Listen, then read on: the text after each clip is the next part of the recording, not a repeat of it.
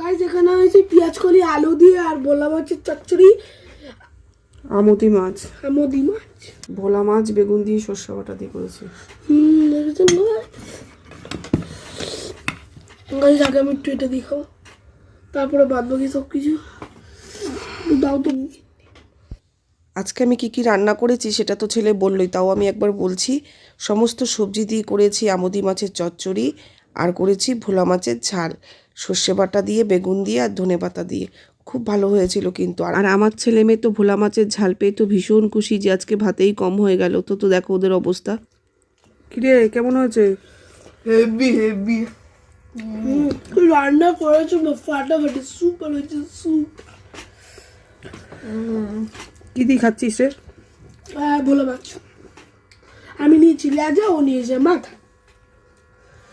তাহলে বন্ধুরা আজকে ভিডিওটা এটুখানি।